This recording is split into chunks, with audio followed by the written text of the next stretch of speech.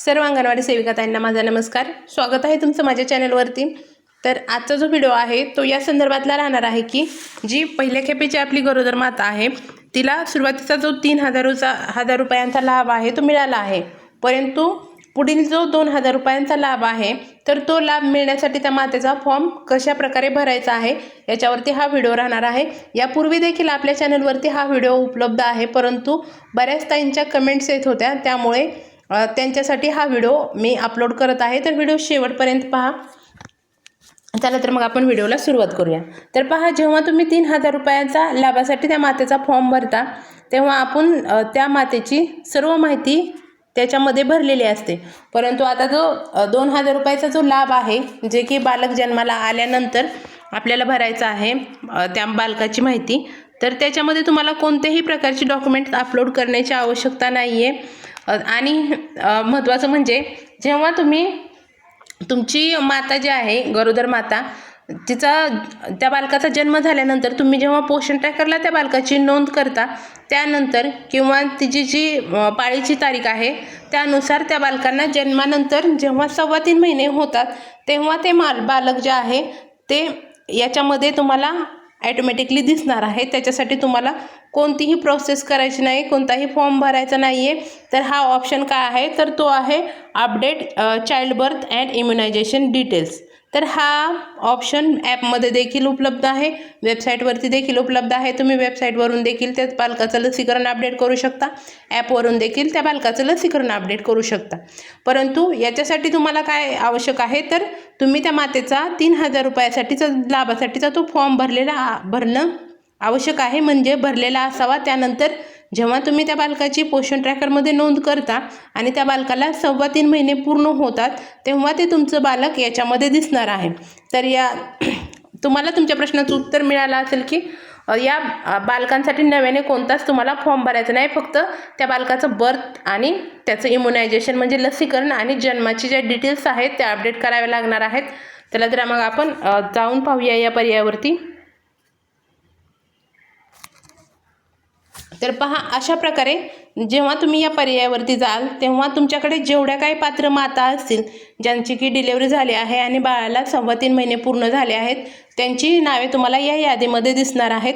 याच्या यादीवरती गेल्यानंतर हा जो शेवटचा पर्याय तुम्हाला दिसत आहे एडिट निळ्या कलरमध्ये, तर याच्यावरती तुम्हाला टच करायचं आहे. याच्यावरती टच केल्यानंतर तुम्हाला त्या मातेची माहिती पूर्ण दिसणार आहे आणि नव्याने तुम्हाला याच्यामध्ये कोणती माहिती ॲड करायची नाही आहे किंवा फोटो अपलोड करायचा नाही आहे. फक्त तुम्हाला ही जी माहिती त्यांनी विचारली आहे ही माहिती अपडेट करायची आहे.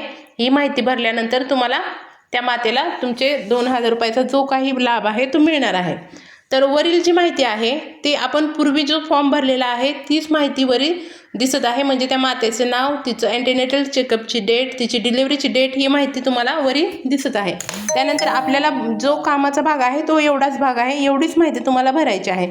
तर कोणती माहिती भरायची आहे चला तर आपण पाहूया. तर पहा, पहिला प्रश्न आहे has the child been born, म्हणजे बाल जन्माला आला आहे का? तर इथं हो एक पर्याय दिलेला आहे आणि इथं नाही एक पर्याय दिलेला आहे. तर हा जो सुरुवातीचा गोल आहे तो होसाठी आहे आणि दुसरा जो गोल आहे तो नाहीसाठी आहे. तर आपल्याला माहिती अपडेट करायची आहे, त्यामुळे आपण आणि ते बालक आपलं जन्माला आल्यानंतर 3.25 महिन्यानेच आपल्याला त्या बालकाचं नाव दिसणार आहे, म्हणजे बालक जन्माला आलेलं असणारच आहे. तर हो या पर्यायावरती तुम्हाला टच करायचं आहे. त्यानंतर पहा, दुसरा जो प्रश्न आहे तो आहे actual date of child birth, म्हणजे बालकाची जी जन्मतारीख आहे ती तुम्हाला इथं टाकायची आहे. चला तर मग आपण इथं जन्मतारीख टाकून घेऊया. इथं सुरुवातीला तुम्हाला जिथं वर्ष दिसत आहे त्या वर्षावरती जाऊन तुम्हाला तुमचं वर्ष निवडून घ्यायचं आहे, त्या बालकाची जन्मतारीख कोणती आहे ते. त्यानंतर इथं महिन्याच्या तिथे टच केल्यानंतर तुम्हाला महिने उपलब्ध होतील. तर महिन्यामधील त्या बालकाची जन्माचा जो काही महिना आहे तो निवडून घ्या. त्यानंतर बालकाची जन्माची दिनांक इथं तुम्ही निवडून घ्या. अशा प्रकारे तुम्हाला बालकाची जन्मतारीख येईल. त्यानंतर पुढचा जो प्रश्न आहे तो आहे number of child born in this pregnancy, म्हणजे या प्रेग्नन्सीमध्ये त्या मातेने किती बालकांना जन्म दिला आहे ते तुम्हाला इथं निवडायचं आहे. तर पहा, इथं पर्यायामध्ये 4 बालकांपर्यंत तुम्हाला 4 पर्याय उपलब्ध आहेत. तर तुमच्या जर मातेने एका बालकाला जन्म दिला असेल तर 1, पर्याय निवडू शकता. त्यानंतर जुळे बालकं असतील तर 2 पर्याय निवडू शकता आणि त्यापेक्षा जास्त असतील तर या दोन्हीपैकी तुम्ही एक पर्याय निवडू शकता. तर माझ्या मातेला एकच बालकाला जन्म दिला आहे, त्यामुळे मी एक पर्याय निवडते. त्यानंतर पहा, type of institute of child birth, म्हणजे बालकाच्या जन्म झालेलं जे इन्स्टिट्यूट आहे त्याचं तुम्हाला टाईप निवडायचं आहे. म्हणजे बालकाचा जन्म कुठे झाला आहे ते आपल्याला निवडायचं आहे. तर याच्यावरती तुम्हाला टच केल्यानंतर हे पर्याय तुम्हाला उपलब्ध आहेत. तर याच्यामध्ये पहा, पहिला जो पर्याय आहे तो आहे अंगणवाडी सेंटर, म्हणजे बालकाचा जन्म जर अंगणवाडी केंद्रामध्ये झाला असेल तर अंगणवाडी सेंटर निवडू शकता. त्यानंतर गव्हर्नमेंट हॉस्पिटल, म्हणजे सरकारी दवाखाना, जर सरकारी दवाखान्यामध्ये बालकाचा जन्म झाला असेल तर तुम्ही हा 2 नंबरचा पर्याय निवडू शकता. 3 नंबरचा जो पर्याय आहे तो आहे होम, म्हणजे घरी जर बालकाचा जन्म झाला असेल तर तुम्ही होम हा पर्याय निवडू शकता. त्यानंतर 4था जो पर्याय आहे तो आहे अदर, म्हणजे हे या ठिकाणी इथं जी देण्यात आलेले ठिकाणे आहेत त्याच्या व्यतिरिक्त जर इतर कुठल्या ठिकाणी बालकाचा जन्म झाला असेल तर तुम्ही अदर निवडू शकता. त्यानंतर 5वा जो पर्याय आहे तो आहे प्रायव्हेट हॉस्पिटल, म्हणजे खाजगी रुग्णालयामध्ये जर बालकाचा जन्म झाला असेल तर तुम्ही हा पर्याय वापरू शकता. आणि शेवटचा पर्याय जो आहे तो आहे ट्रान्सिट, म्हणजे प्रवासादरम्यान. जर बालकाचा प्रवासादरम्यान जन्म झाला असेल तर तुम्ही शेवटचा पर्याय निवडू शकता. तर तुमच्या बालकाचा जन्म जिथे झाला असेल तो तुम्ही पर्याय इथं निवडून घ्या. पुढचा जो प्रश्न आहे तो आहे name of institute of child birth, म्हणजे बालकाचा जन्म झालेलं जे काय इन्स्टिट्यूट आहे त्याचं नाव तुम्हाला इथं टाकायचं आहे. जर गव्हर्नमेंट हॉस्पिटलमध्ये झाला असेल तर गव्हर्नमेंट हॉस्पिटलचं नाव टाका. प्रायव्हेट हॉस्पिटलमध्ये त्या बालकाचा जन्म झाला असेल तर त्या हॉस्पिटलचं जे काही नाव असेल ते तुम्ही इथं टाकू शकता. तर मी इथं त्या बालकाचं जन्म ठिकाण म्हणजे हॉस्पिटलचं नाव टाकून घेते.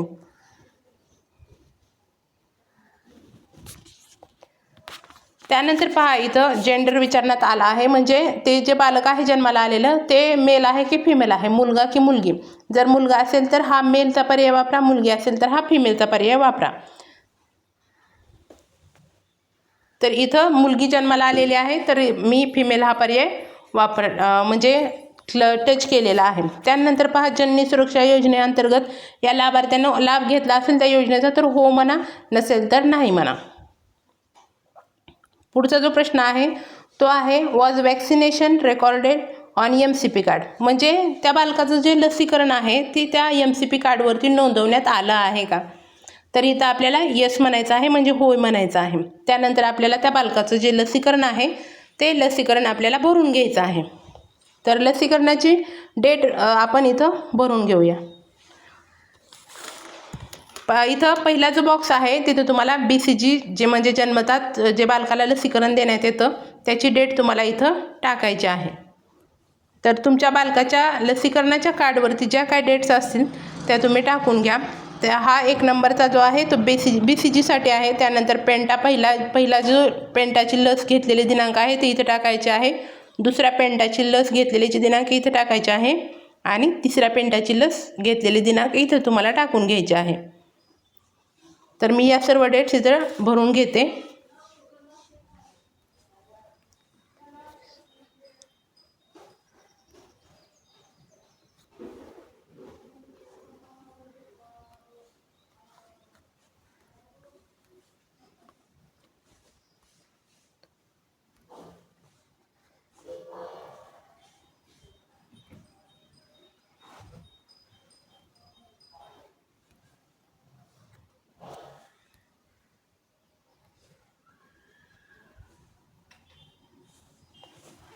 तर पहा, या अशा प्रकारे मी माझ्या MCP कार्डवरती काय डेट त्या बालकांच्या लसीकरणाच्या होत्या त्या भरून घेतल्या आहेत.